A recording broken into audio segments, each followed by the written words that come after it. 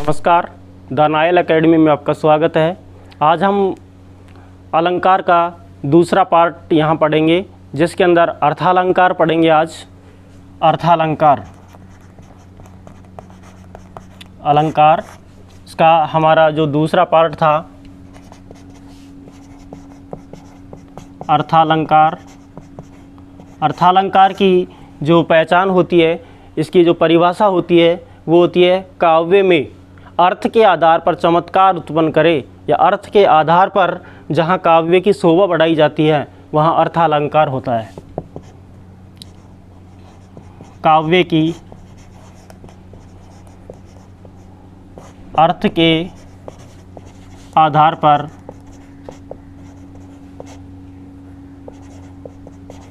शोभा बढ़ाना अर्थालंकार के अंतर्गत आता है। इसका पहला जो भेद है हमारा अर्थालंकार का, पहला भेद उपमा होता है। उपमा अलंकार, उपमा अलंकार। और उपमा जो शब्द है, ये उपमा, इस उपमा का जो अर्थ होगा वो होगा समानता। इसका जो शाब्दिक अर्थ होता है वो होगा समानता।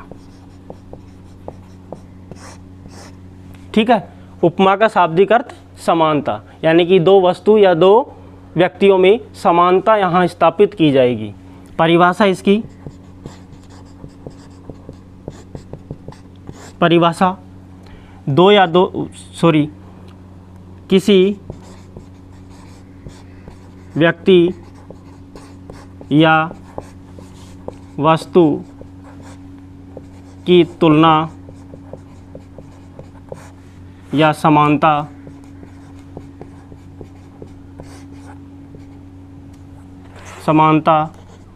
किसी दूसरे व्यक्ति या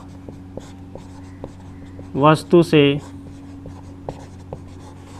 की जाती हो, की जाए, वहाँ उपमा अलंकार होता है।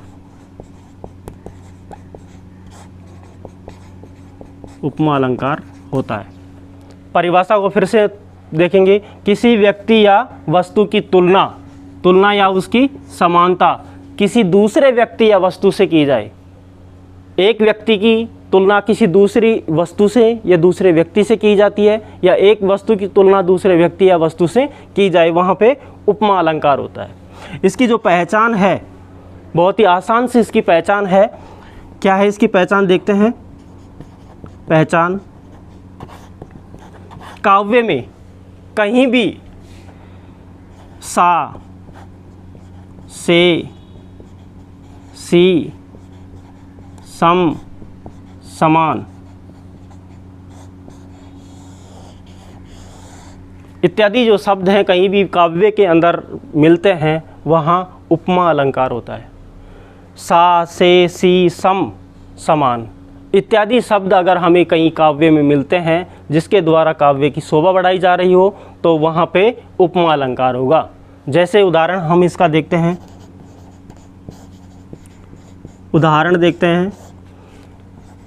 सीता का मुख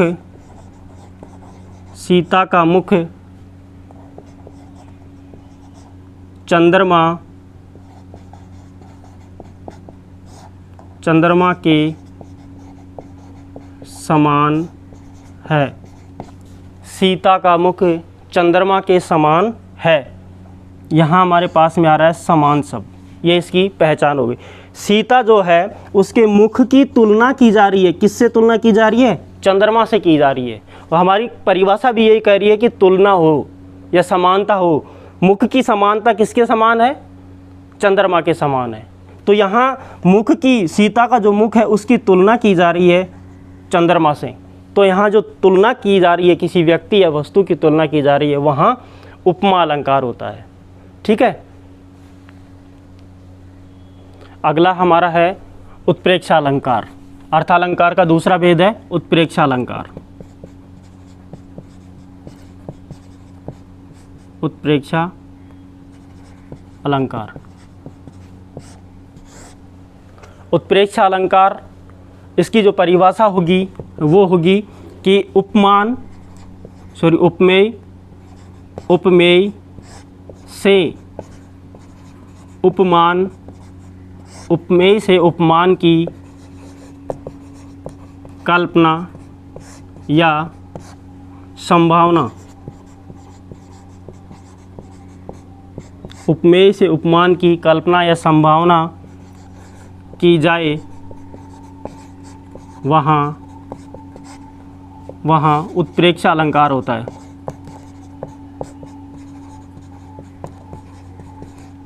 उत्प्रेक्षा अलंकार होता है। ठीक है। उत्प्रेक्षा अलंकार की परिभाषा है उपमेय से उपमान की कल्पना या संभावना। ठीक है, हमारे ये चीज़ ध्यान रखना है कि जो उपमेय है उससे उपमान की संभावना व्यक्त की जाएगी या उसकी कल्पना की जाएगी, वहाँ उत्प्रेक्षा अलंकार होता है। जैसे इसकी पहचान हम देखेंगे कि एक सरल तरीके से हम इसको कैसे पहचान सकते हैं। पहचान, इसकी जो पहचान होती है वो होती है जनु जानू, जनु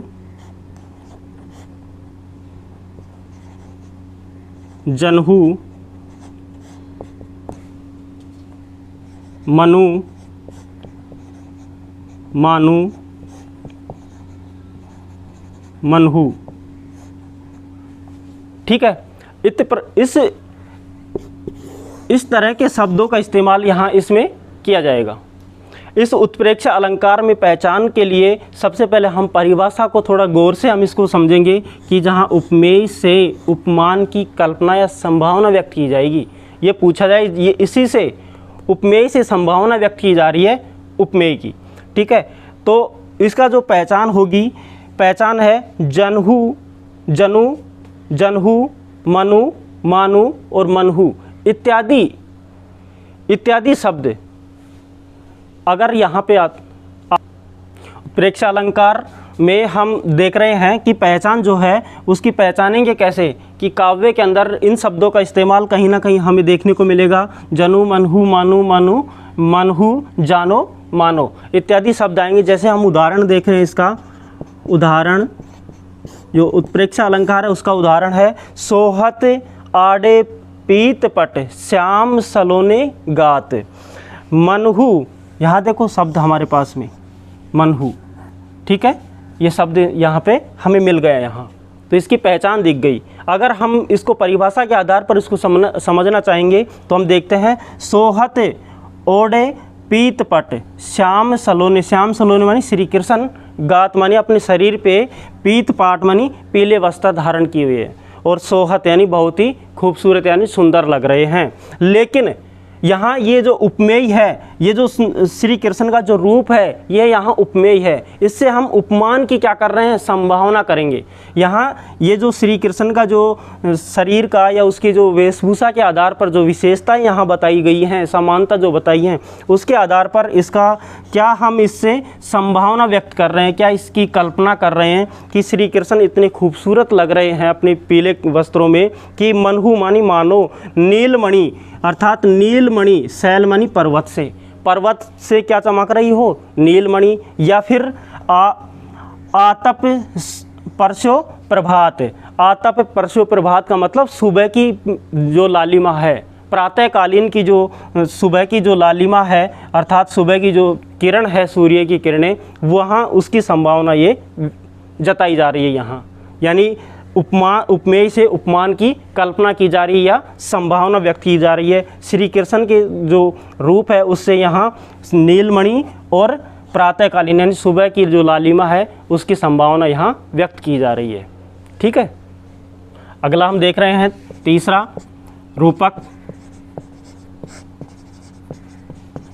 रूपक अलंकार, और रूपक अलंकार में क्या होता है कि उपमान और उपमेय दोनों में इतनी समानता हो जाती है, इतनी समानता हो जाती है दोनों में कि दोनों को एक ही मान लिया जाता है। उपमान और उपमेय में भेद नहीं कर पाते हैं, ऐसी स्थिति में हम रूपक अलंकार का उपयोग करते हैं। जैसे काव्य में उपमान और उपमेय में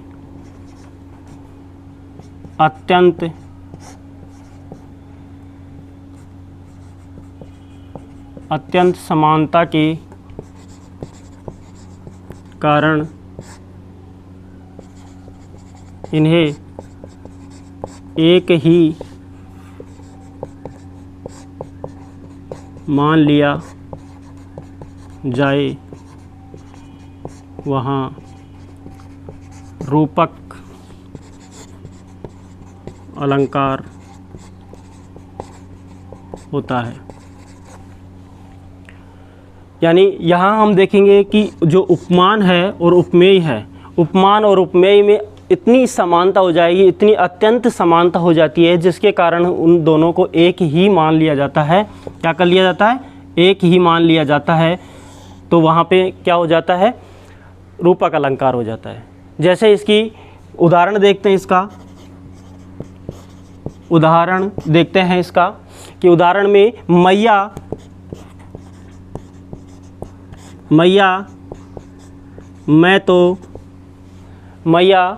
मैं तो चंदर खिलौना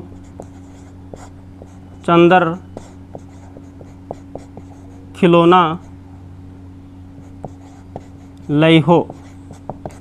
मैया मैं तो चंदर खिलौनो लई हो। यानी यहाँ हम इस उदाहरण के द्वारा हम समझने की कोशिश करेंगे कि किस प्रकार से उपमान और उपमेय को एक ही समझ लिया जा रहा है। इतनी समानता हो गई दोनों में कि जो श्री कृष्ण है वो अपनी माता से कह रहे हैं, या अन्यथा कोई भी छोटा बच्चा अपनी माता से जब जिद कर लेता है उसको कि मुझे तो चंद्रमा ही चाहिए, अब उसको ये पता नहीं है कि चंद्रमा के समान कोई खिलौना उसको चाहिए। यानी वो कह रहा है कि मुझे तो चंद्रमा ही चाहिए, क्योंकि वो उसमें भेद नहीं कर पा रहा।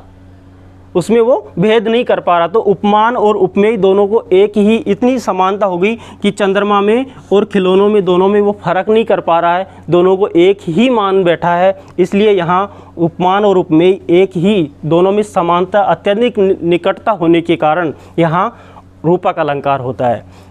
मैया मैं तो चंदर खिलौना ले ही, अर्थात मैं तो चंद्रमा के समान खिलौना लूँगा, ये नहीं कह रहा, मैं तो चंद्रमा ही खिलौना लूँगा यहाँ, इसलिए रूपक अलंकार होता है। अगला हम पढ़ेंगे मानवीयकरण अलंकार। मानवीयकरण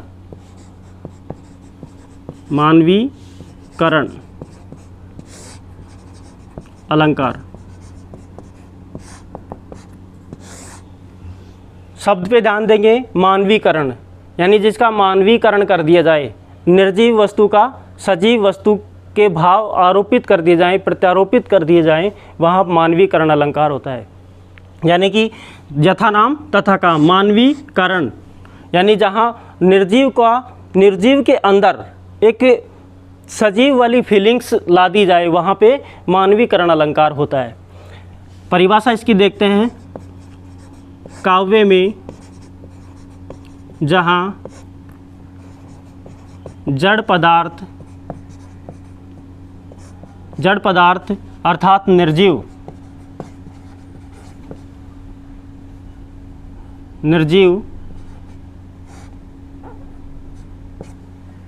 जड़ पदार्थ अर्थात निर्जीव पर मानवीय भावों का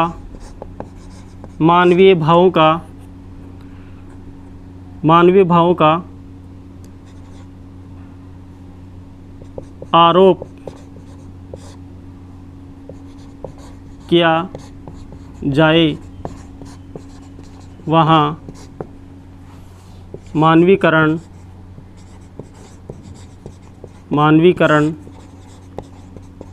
अलंकार होता है।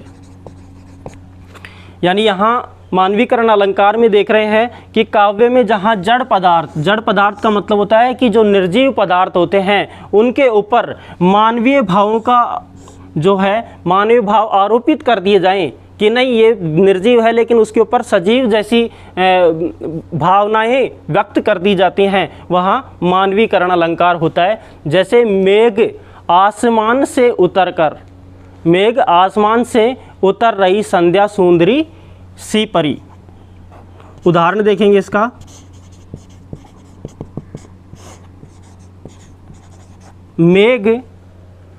मेघमय आसमान से उतर रही, मेघमय आसमान से उतर रही संध्या सुंदरी सी, संध्या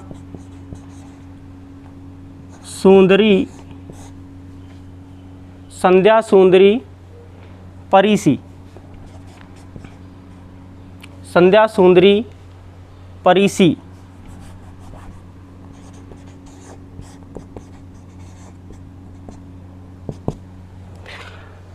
मानवीकरण अलंकार जहाँ निर्जीव वस्तुओं पे सजीव भाव अर्थात मानव के जो भावों का आरोपित कर दिए जाते हैं, भाव प्रत्यारोपित आरोपित कर दिए जाते हैं। जैसे मेघमय अर्थात आसमान के अंदर, आसमान में जो बादलों के साथ में शाम के समय में, संध्या मानी होता है शाम के समय में, शाम के समय में इस प्रकार की जो लालिमा है, सुंदरता है शाम की संध्याकालीन, वो इस प्रकार से लग रहा है जैसे वो एक सुंदर सी परी सी वहाँ आसमान से उतर रही हो। यानी निर्जीव के ऊपर बादल जो हैं, मेघमय अर्थात मेघमय जो बादल हैं वो इस प्रकार से शाम के समय ऐसे लग रहे हैं जैसे आसमान से एक परी के समान अर्थात एक सुंदरी के समान आसमान से कोई परी उतर रही है। इस प्रकार से एक मानवीय भावों का आरोपित किया जा रहा है निर्जीव वस्तुओं के ऊपर। बादल निर्जीव है यहाँ पे, लेकिन यहाँ पे जो ये संध्या सुंदरी परी सी, यानी एक उसको बादलों को क्या बता दिया जाए, शाम के समय जो सुंदरता है, शाम के समय की जो सुंदरता है, संध्या है, उसको एक तरीके से एक सुंदर परी या सुंदरी सी बता दिया गया है यहाँ इस मानवीकरण अलंकार के अंदर।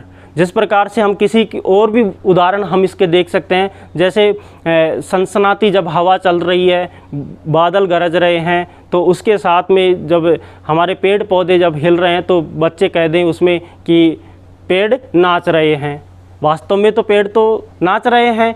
यानी इस प्रकार के जो मानवीयकरण के अंदर जो उसका आरोपित कर दिया जाता है, किसी निर्जीव के ऊपर सजीव भावनाओं का आरोपित कर दिया जाता है, वहाँ मानवीयकरण अलंकार होता है। मैं आशा करूँगा कि आपको ये अलंकार आपको बहुत समझ में आए होंगे। कल भी हमने देखा था कि इसका पहला जो भाग था उसके अंदर हमने देखा था ये अर्थालंकार है, वहाँ शब्दालंकार देखे थे हमने। और शब्दालंकार में हमें ध्यान जो हमारा जो फोकस है वो कहाँ होना चाहिए, काव्य के शब्दों पे होना चाहिए।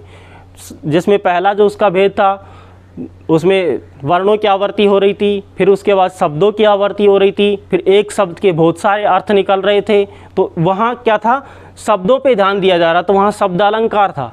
इसमें अर्थालंकार, इसमें अर्थ पे ध्यान दिया जा रहा है। यहाँ हम उस शब्दों पे नहीं, उसके अर्थ पे ध्यान देंगे। अर्थ के आधार पर काव्य में चमत्कार उत्पन्न कर रहे हैं, अर्थ के आधार पर काव्य की शोभा बढ़ा रहे हैं, तो वहाँ अर्थालंकार होता है।